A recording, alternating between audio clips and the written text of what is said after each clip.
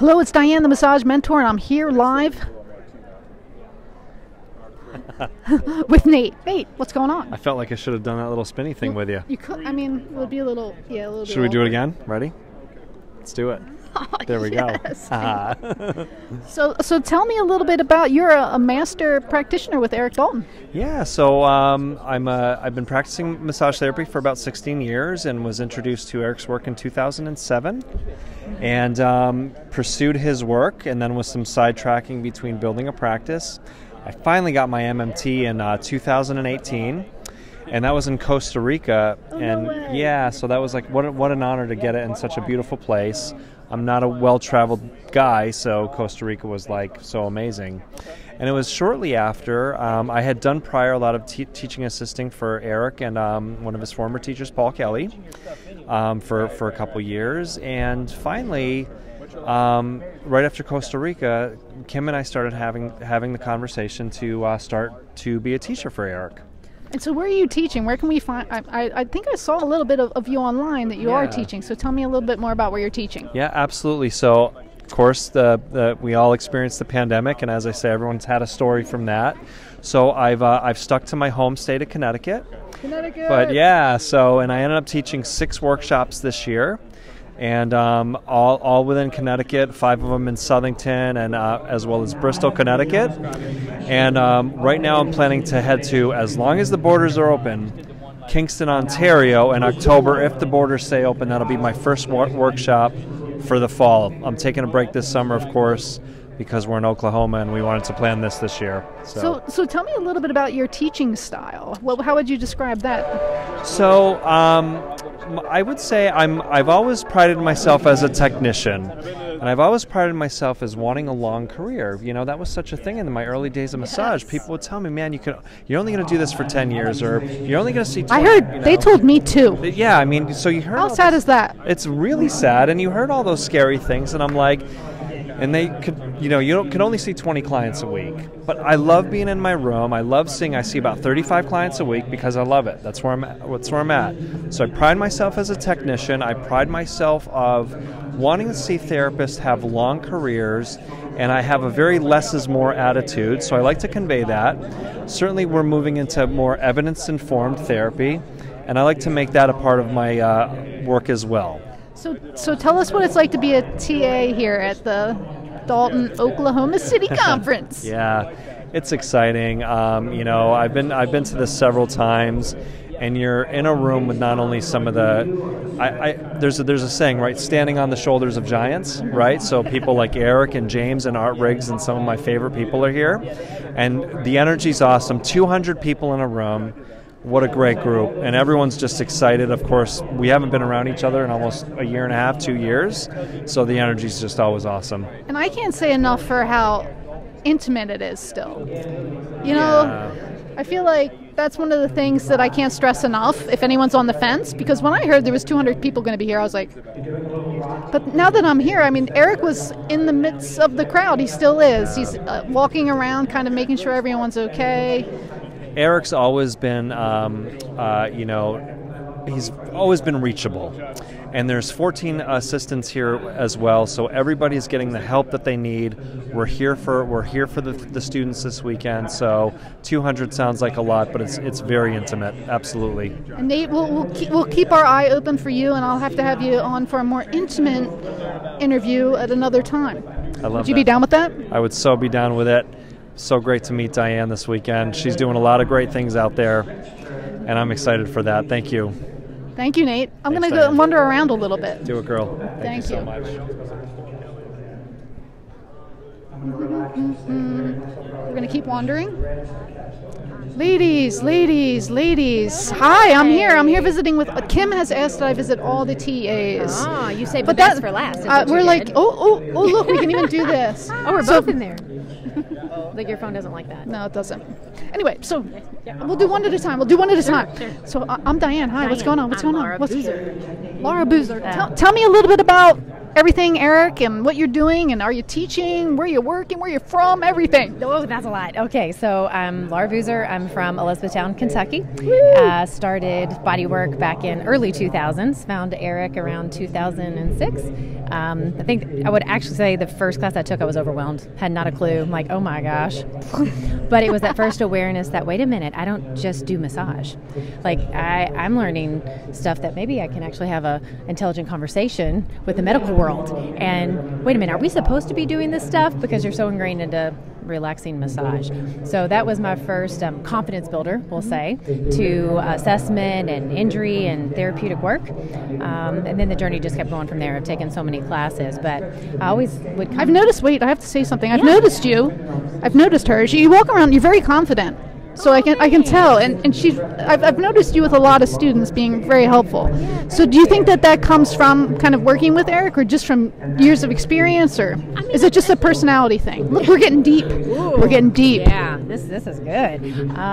Maybe a little bit of all of those. I'm big on body mechanics, so I think a lot of my engagement, and I'm a fascia guru. I say guru lover, and when I see that.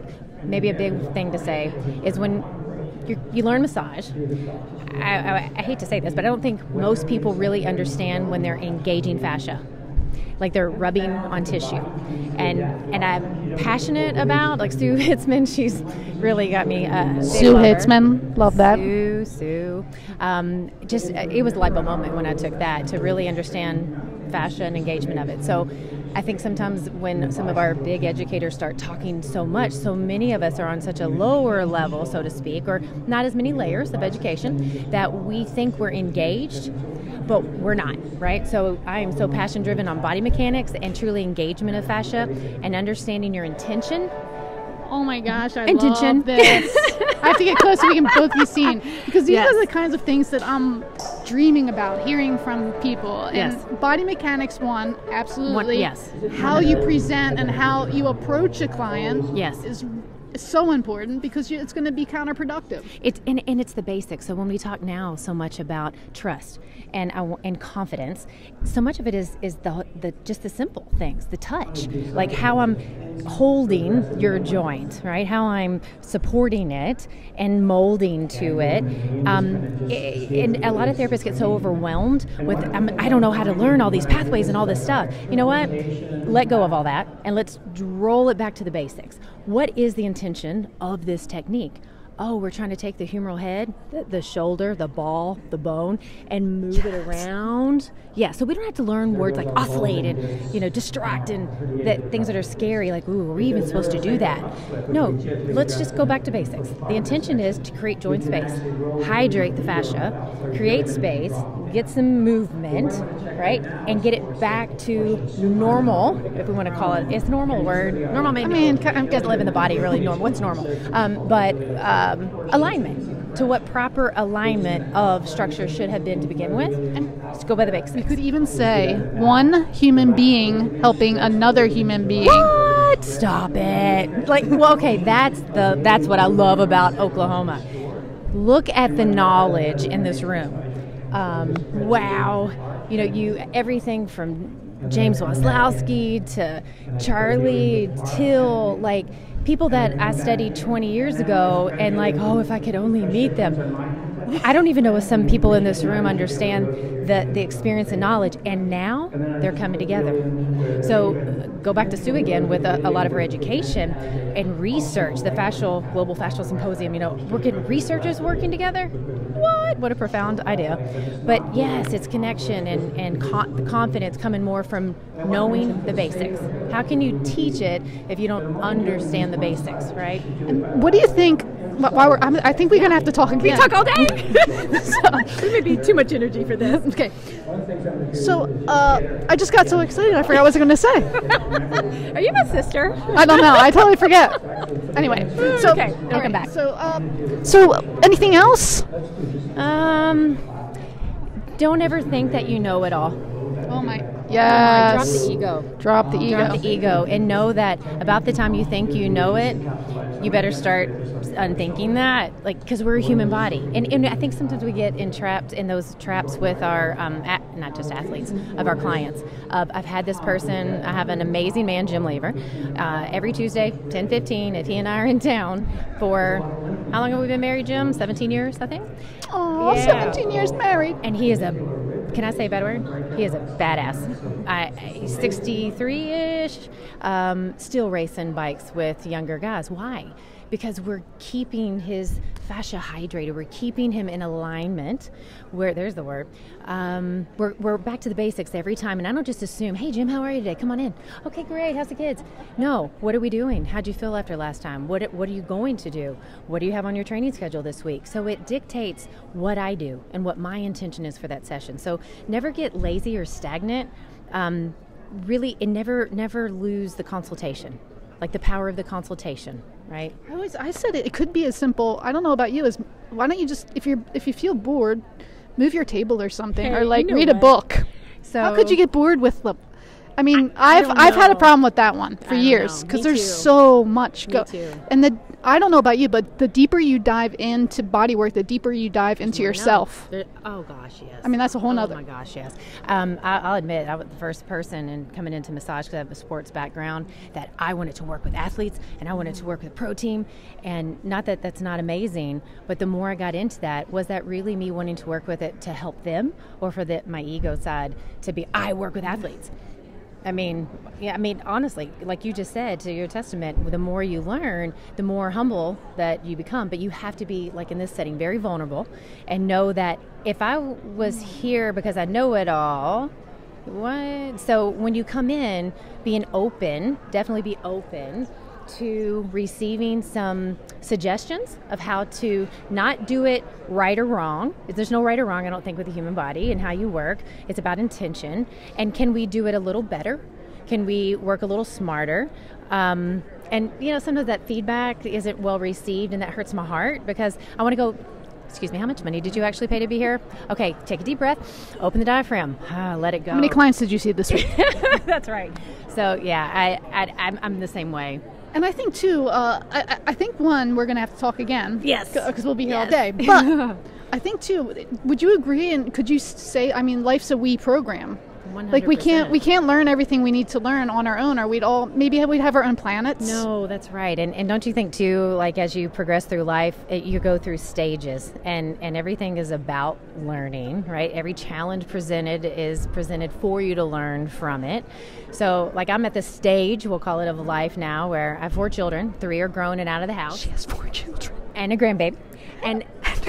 And I don't know how to be a parent to my adult children. I am being so humbled right now and trying to come back and say, yes, I need to let you make mistakes and fall and be there to support you instead of tell you what to do. Right. So every stage of life, you have to learn how to relook at it. I need to learn how to be a grandparent, right? I don't know what that looks like. I know me either. Thanks, Caitlin. No, just kidding.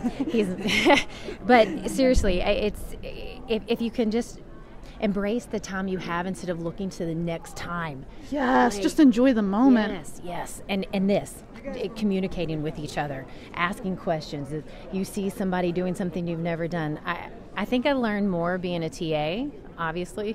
That's why I think I love coming, because every time I hear it, I'm going to take something different because I'm at a different stage, right? I'm learning something different, or maybe I'm needing something different, right? So yeah, just humility. I sound like Brene Brown here. Oh, yeah. Yeah, vulnerability and humility, but it's so true. It is true. And you haven't seen the last of Laura Boozer because I'm going to interview her again. Oh, thank you. It's so nice meeting you. Nice to meet you. I think I got to get brave enough to get the shade in the head. What do you think? I'm loving it. Yeah. All right, everybody. Bye.